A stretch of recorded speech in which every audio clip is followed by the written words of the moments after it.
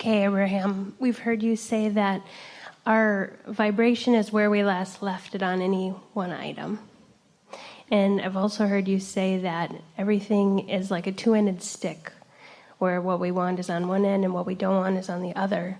And if we have one thing going really well in our lives and 10 things that aren't, and we focus on the one thing that is, the other things will help resolve themselves. So how do those two things fit together if where our vibration was on those? Because by focusing on the end of the stick of the one that felt good, you practiced that vibration and made it dominant and changed the vibration on all things. We see what you're saying. Your vibration is where you last left it, but you did some work. You didn't leave your vibration there. You found other things that caused your vibration to rise. And so now from a having risen vibration, now you are approaching those other things and they look entirely different. We get your point, and so we'll clarify this. There are 10 things and 9 of them aren't going well and one of them is, let's say. So you meditate and clear your mind and you're able to find that one thing that feels good and you're calibrating to it and your vibration is rising. And while your vibration is rising, anything else you focus upon, you're seeing from that vantage point.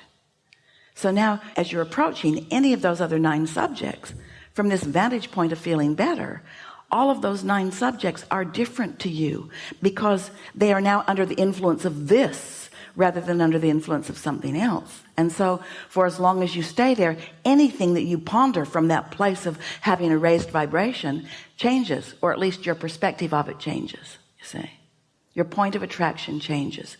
You have a point of attraction, and it doesn't matter what has caused it to activate. It is your point of attraction as long as it's activated.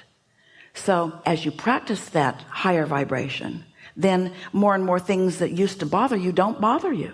It's just like just now in the pages that we were doing, our friend had just had a situation that was really bothering her, and when she went general, it didn't bother her as much. She calibrated it that quickly. So at the same time she calibrated that, nothing was bothering her in that moment, you see.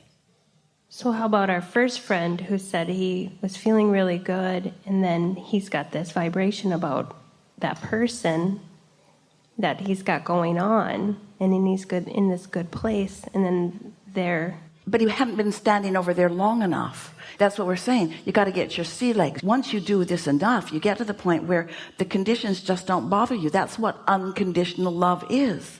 You're so connected to who you really are. You see, you got to accept that there are always going to be those things in the world that you don't want to be there. Jesus said the poor will be with us always, because you live in a variety of contrast for the purpose of joyous expansion. And so when you get it, that there will always be contrast, and that the contrast is really a positive thing, not a negative thing, because it inspires the next desire, and you have control over where you sit in it because you've been paying attention to your own guidance system, then in time, when things are out of whack for whatever reason, you walk into them, you don't crumble and die.